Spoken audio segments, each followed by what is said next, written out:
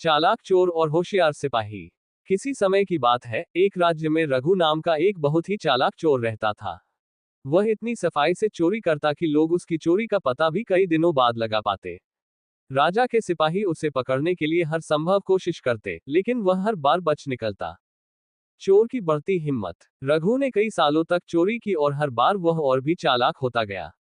वह महलों, बड़े व्यापारियों और अमीरों के घरों में चोरी करता और अपना निशान तक नहीं छोड़ता। राज्य के लोग डरने लगे थे, क्योंकि उन्हें लगता था कि अगर यह चोर पकड़ा नहीं गया, तो सबका नुकसान होता रहेगा। राजा को जब इस चोर की बढ़ती हिम्मत का पता चला, तो उन्होंने अपने सबसे तेज तर्रार और होशियार सिपाही वीर सिंह को इसे पकड़ने का काम सौंपा। वीर सिंह बहुत बहादुर और समझदार सिपाही था। उसने तय किया कि वह इस चोर को पकड़कर ही दम लेगा। चोर को पकड़ने की योजना।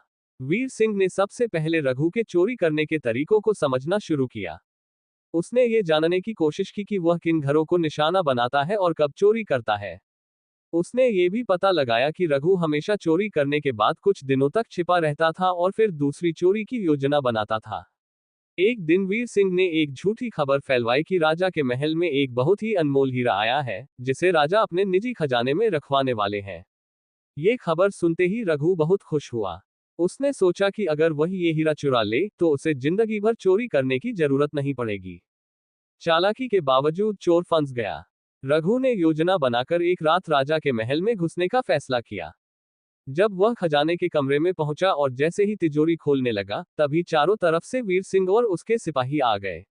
रघु समझ गया कि यह एक जाल था, लेकिन अब उसके पास भागने का कोई रास्ता नहीं था। सिपाहियों ने उसे पकड़कर राजा के सामने पेश किया। राजा ने उससे पूछा, तुम इतने होशियार हो, फिर भी चोरी क्यों करते हो? रघु ने सिर झुका लिया और कहा, मुझे बचपन से ही यह रास्ता आसान लगा, लेकिन आज समझ आ गया कि बुराई का अंजाम अच्छा नहीं होता। राजा ने उसकी बात सुनी और वीर सिंह की तरफ देखा। वीर सिंह ने सुझाव दिया कि अगर रघु अपनी चालाकी को अच्छे काम में लगाए, तो वह राज्य के लिए बहुत उपयोगी साबित हो सकता है। चोर बना राज्य का रक्षक। राजा को ये बात पसंद आई। उन्होंने रघु को एक मौका दिया और उसे अपने राज्य की सुरक्षा में शामिल कर लिया। रघु अब अपनी बुद्धिमानी का इस्तेमाल चोरों को पकड़ने और राज्य की रक्षा करने में करने लगा। धीरे धीरे वह अपनी पुरानी गलतियों को सुधारने लगा और राज्य के लोग भी उसे एक ईमानदार व्यक्ति के रूप में स्वीकार करने लगे।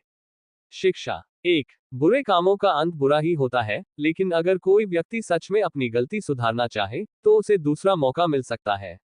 2. बुद्धिमानी और चालाकी का उपयोग सही दिशा में किया जाए, तो वह समाज के लिए फायदेमंद साबित होती है। 3. सच्चाई और ईमानदारी ही सबसे बड़ा धन है, जो जीवन को सफल बनाता है।